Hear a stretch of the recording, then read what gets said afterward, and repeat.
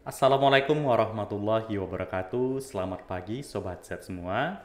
Semoga kita semua dimanapun berada dalam keadaan sehat selalu. Semoga dilancarkan pekerjaan hari ini. Semoga dilancarkan juga rezekinya. Baiklah Sobat Set semua, bertemu lagi dengan saya, Romeo Ronaldo, dalam podcast Dinkes Muba, Bongens, obrolan generasi milenial sehat.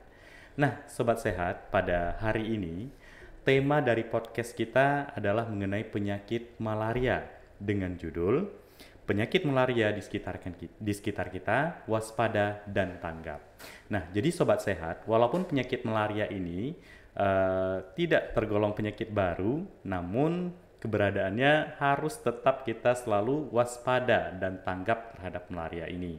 Nah, untuk membahas lebih dalam lagi mengenai penyakit malaria ini, sekarang kita sudah bersama dengan seorang narasumber. Beliau adalah Ibu Betty Aryani, AM Cap SKM, yang merupakan penanggung jawab program dari penyakit malaria di Dinas Kesehatan Kabupaten Musi Banyuasin. Nah, jadi Sobat Sehat, tetap stay tune, jangan kemana-mana, karena informasi ini sangat penting sekali untuk kita sampaikan kepada sahabat semua mengenai penyakit malaria.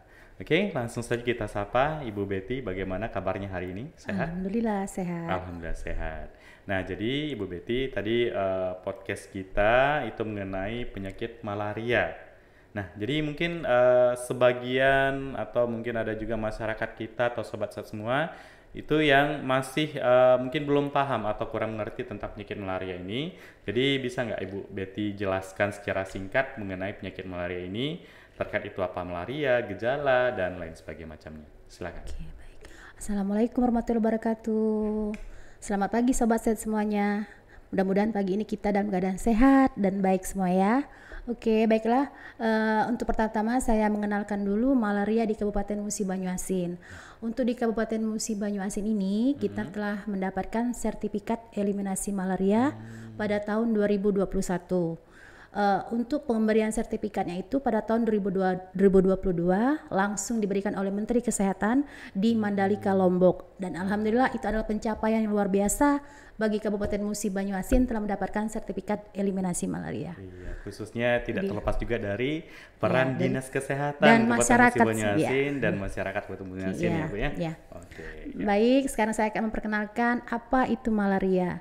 Jadi sobat sehat, malaria itu adalah penyakit menular yang disebabkan oleh parasit Plasmodium yang ditularkan oleh nyamuk Anopheles betina yang terinfeksi Plasmodium malaria. Adapun gejalanya yang biasanya kita temui untuk penyakit malaria ini yaitu biasanya demam tinggi yang disertai dengan menggigil, sakit kepala, nyeri otot, sering mengalami kelelahan yang hebat, terus berkeringatnya sering berlebihan. Bahkan kalau tambah parahnya yaitu sering mual muntah dan diare. Biasanya orang kita muba ini sering menyebut malaria itu demam kure. Kalau zaman dulu ya demam kure. Jadi kalau ini kita sebut malaria kalau bahasa medisnya. Jadi malaria ini ditularkan oleh nyamuk Anopheles. Nah, penularannya melalui gigitan nyamuk Anopheles yang menggigit ke manusia. Terus bisa juga dari transfusi darah, implantasi organ, dan ibu hamil yang terkena malaria penular pada janinnya.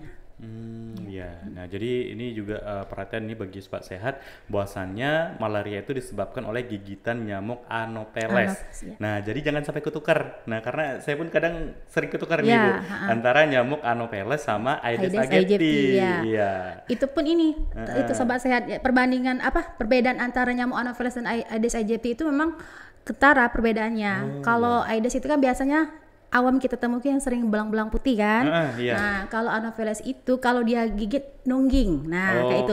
Jadi tolong sahabat saya perhatikan kalau malam hari ada nyamuk yang gigit nungging, berarti itu nyamuk Anopheles. Iya. Jadi kalau Anopheles itu untuk penyakit malaria, sedangkan Aedes aegypti itu untuk DBD ya. Nah, jadi sobat sehat jangan sampai ketukar lagi. Oke. Ya, jadi ini kan Ibu Betty itu kan selaku penanggung jawab program malaria di Dinas Kesehatan Kabupaten Musi Banyuasin. Nah, jadi untuk penanganan ataupun pemberantasan malaria di lapangan ini Bu, itu apa sih tantangannya gitu Bu? Iya. Jadi untuk selama saya menjadi penanggung jawab malaria yang banyak terdapat tantangan di lapangan. Yaitu salah satunya biasanya sering terjadi resistensi obat dan insektisida. Jadi perlu sobat ketahui bahwa malaria ini mempunyai 5 jenis plasmodium, yaitu terdapat plasmodium pipak, falciparum, ovale, malariae, dan knowlesi.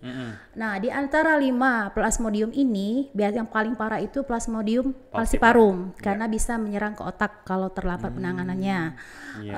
Terus untuk pipak ini lebih bandel. Nah, ini yang sering jadi tantangan di lapangan. Kalau pasien yang terkena plasmodium pipak malarianya, itu kan biasanya pengobatannya itu ACT selama 3 hari dan Primaquine selama 14 hari. Nah, ini pasien kalau sering bandel, misalnya dia udah minum Primaquine selama 3 hari, udah sehat kan badannya, udah sembuh, udah dia berhenti minum obatnya. Nah, jadi nggak diteruskan sampai ke 14 hari. Jadi itu yang bisa menyebabkan dia kekambuhan atau relapse. Nah, kalau pipak itu kalau obatnya tidak tuntas diminum selama 14 hari biasanya langsung relapse, ngulang kembali dia. Kalau ngulang kembali biasanya udah agak parah kayak itu ya. Berarti harus memang dituntaskan selama 14 hari ini untuk minum obatnya gitu ya. Terus ini tantangan yang selanjutnya yang biasanya sering kami temui yaitu akses ke fasilitas kesehatan yang susah kayak itu kan. Misalnya ada yang dari desa-desa atau yang ini kan biasanya kan aksesnya agak sering sulit kita. Jadi yang ketiga yaitu tantangannya itu adalah kondisi lingkungan. Nah, jadi untuk kita Kabupaten Musi Banyuasin ini terutama yang di wilayah-wilayah yang sering ada pengeboran. Nah, kayak gitu kan.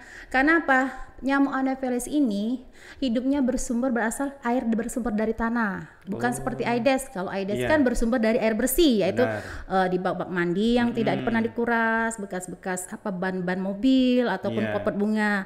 Nah, kalau Anopheles ini dia senang hidupnya di bekas galian-galian yang terbengkalai. Nah, apalagi kita ketahui kan untuk di Muba ini banyak yang galian-galian yang terbengkalai. Nah, di situ potensi untuk berkembang biaknya nyamuk Anopheles. Nah, jadi perlu nanti untuk kedepannya kita bisa mengedukasi masyarakat bagaimana kalau setelah kita menggali ataupun apa kita tutup kembali. Jadi supaya tidak terjadinya perkembangbiakan nyamuk Anopheles. Nah, selanjutnya itu tantangan kami yaitu mobilitas penduduk. Jadi kepadatan penduduk ini, seumpama kan sudah ada pengalaman, misalnya ada orang datang dari luar daerah bekerja ke Musi Banyuasin, dia terkena malaria, langsunglah berobat ke fasilitas kesehatan. Tetapi apa? Sudah kita kasih pengobatan, sehari 2 hari dia udah pulang lagi ke daerahnya. Jadi kan pengobatan harus tuntas. Padahal pengobatan harus tuntas. Nanti barangkali setelah agak sembuh, ulang lagi dia kerja di sini. Nah, itu yang sering jadi tantangan kawan-kawan puskesmas. Jadi agak sulit untuk memantaunya gitu ya, Bu ya. Oke, ya. Jadi karena tadi penyakit malaria itu salah satu penyakit yang bisa dibilang berbahaya juga ya, Bu ya, bahkan juga bisa menyebabkan kematian. Nah, jadi bisa nggak Bu disampaikan apa sih langkah-langkah pencegahan agar kita itu bisa terhindar dari penyakit malaria ini, Bu? Baik, Sobat Sehat. Jadi ini langkah-langkah pencegahan kita untuk malaria ini adalah pertama kita menggunakan kelambu yang berinsektisida. Mungkin untuk kelambu ini memang kita untuk Kabupaten Muba memang tidak dapat lagi pengadaannya. Karena apa? Karena kita sudah termasuk kabupaten yang sudah eliminasi malaria. Saya juga kurang tahu ya apa bisa dibeli di apotek atau apa untuk kelambu berinsektisidanya, tetapi kalau bisa untuk tidur malamnya itu harus menggunakan kelambu. Apalagi yang di daerah-daerah yang masih banyak terdapat hutan-hutan kan. Terus kurangilah aktivitas di malam hari di luar rumah. Karena apa? Karena nyamuk malaria ini memang keluarnya aktifnya di malam hari. Jadi ada baiknya kalau biarpun kita ada aktivitas di luar rumah pada malam hari kita gunakan lotion anti nyamuk, pakai baju lengan panjang, itu mungkin lebih baik ya, menghindari gigitan nyamuk. Nah, terus kita juga harus mendukung untuk program pemerintah dalam penyemprotan dinding rumah. Ini kami sebut individu residual spray. Jadi kan kita sebut dengan IRS kalau kami di malaria. Jadi kami menyemprot dinding-dinding rumah yang maupun baik di dalam ataupun di luar rumah menggunakan insektisida untuk malaria dari malarianya. Jadi yang selanjutnya yaitu kami melakukan kegiatan MBS atau mass blood survey. Jadi selama 5 tahun terakhir ini MBS ini merupakan adalah pencegahan untuk penyakit malaria juga. Kegiatan MBS ini itu berupa kami mengambil sampel dengan sasaran anak sekolah ataupun masyarakat yang diambil tes darahnya sebanyak 500 sampel. Itu kami periksa melalui mikroskopis malaria. Dan alhamdulillah dalam 5 tahun terakhir ini kegiatan MBS yang kami lakukan di berbagai puskesmas tidak ada yang positif malaria dari masyarakat. Dan alhamdulillah ya. Iya.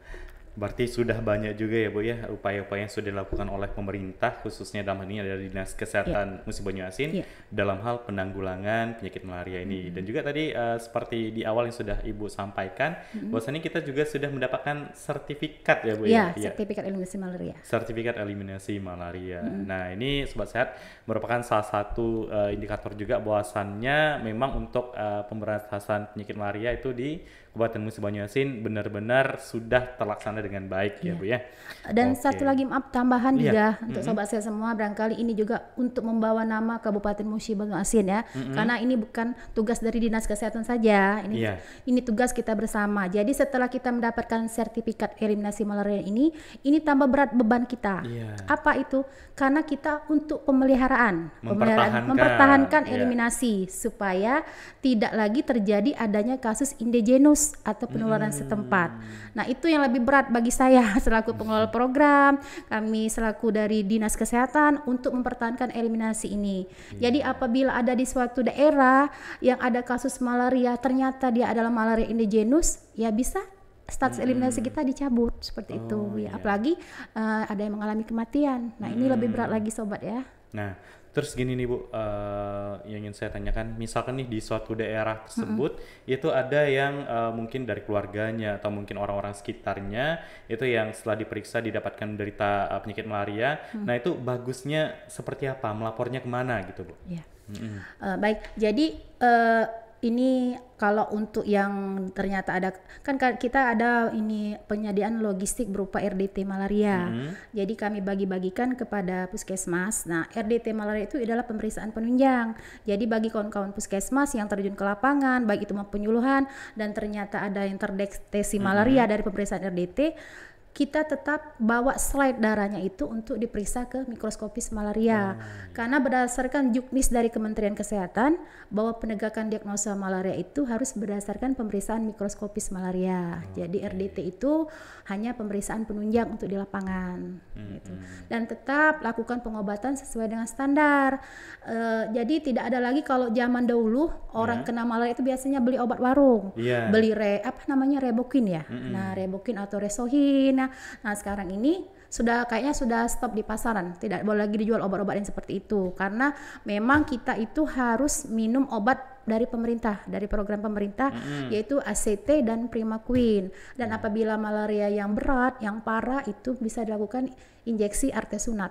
Itu kalau sudah biasanya sudah nyerang ke otak gitu. Jadi kalaupun misalkan nanti suatu saat tapi mudah-mudahan jangan ya Bu ya. Kalau misalkan kita terkena malaria gitu Bu, itu istilahnya itu jangan putus harapan, jangan langsung ngedown gitu Bu ya. Itu kalau misalkan memang kalau malaria ini ditangani secara tepat itu bisa sembuh ya Bu ya. Nah, cuman yang paling penting dari hal itu adalah kita memang harus lakukan tindakan pencegahan tadi. Oke. Nah, jadi Ibu Betty, sebentar lagi kan kita akan memperingati Hari Malaria Sedunia. Nah, jadi apa nih pesan-pesan atau mungkin himbauan yang bisa Ibu Betty sampaikan kepada masyarakat khususnya yang sedang menyaksikan podcast ini terkait penyakit malaria ini, Bu? Silakan. Baik Sobat Sehat, jadi saya ingin menegaskan bahwa malaria ini masih menjadi ancaman kesehatan bagi Indonesia. Jadi karena kita juga di Indonesia belum eliminasi malaria. Untuk eliminasi malaria Indonesia ini tahun 2030 targetnya. Dan untuk provinsi tahun ini tahun 2025 kami sudah mengadakan pre-assessment malaria dari Provinsi Sumatera Selatan. Untuk di tingkat kabupaten kota kita sudah eliminasi ya Bu ya. Musi Banyuasin. Jadi saya mengajak untuk seluruh lapisan masyarakat Kabupaten Musi Banyuasin untuk ikut andil dalam aksi bersama Indonesia untuk bebas malaria. Apa yang perlu kita lakukan? Yaitu pertama, kenali dan waspada malaria. Dan jika ada gejala malaria, cepat berobat ke fasilitas kesehatan. Dan kita pertama sekali harus kuncinya itu lakukan pencegahan terlebih dahulu. bagaimana itu pencegahan supaya tidak terjadi penyakit malaria. Nah, seperti yang kita bahas tadi, yaitu memakai kelambu berinsektisida, jangan terlalu banyak beraktivitas di malam hari, ya itu seperti itu. Lotion ya. Terus ini apa? Ada lagi yang periksa dan tepat pengobatannya. Jadi kalaupun kita banyak kejadiannya itu kalau misalnya pasien malaria tapi diobati biasa, misalnya minum paracetamol aja nggak akan mungkin sembuh kalau tidak makan obat ACT dan Primaquine. Nah, jadi itu ya perlu sobat ketahui bahwa kalau kita terkena malaria jangan minum obat warung, segeralah berobat ke fasilitas kesehatan supaya cepat sembuh. Dan yang selanjutnya yaitu kita melakukan jadilah agen perubahan. Yang pertama sekali pada diri kita, keluarga, dan ajak tetangga untuk kebersihan lingkungan. Oke, jadi sudah saatnya kita berperan sebagai agent of change, agen perubahan. Baik, sobat sehat semua, itulah tadi podcast kita mengenai penyakit malaria. Ini diskusi yang sangat menarik sekali ya Bu Betty ya. Dan juga seperti yang sudah disampaikan tadi, untuk sobat sehat semua tetap harus waspada terhadap penyakit malaria ini dengan melakukan tindakan pencegahan yang sudah dijelaskan tadi. Baik, kami dari tim Podcast Bongen mengucapkan terima kasih sekali lagi pada Ibu Betty yang sudah menyempatkan waktu dan juga berbagi informasi dan edukasi yang sangat bermanfaat sekali tentang penyakit malaria ini. Sama-sama. Oke, baiklah sobat sehat semua, untuk podcast kita kali ini kita cukupkan dulu sampai di sini. Jangan lupa saksikan terus podcast kita untuk yang selanjutnya, dan jangan lupa juga untuk pantengin terus podcast kita di YouTube channel Dinas Kesehatan Kabupaten Musi Banyuasin. Baik, terima kasih atas perhatiannya. Saya selaku host mengucapkan terima kasih dan mohon maaf kalau ada kekurangan. Akhir kata, wassalamualaikum warahmatullahi wabarakatuh. Dinkes Muba, kita sehat, kita pacak gale. Wassalamualaikum warahmatullahi wabarakatuh.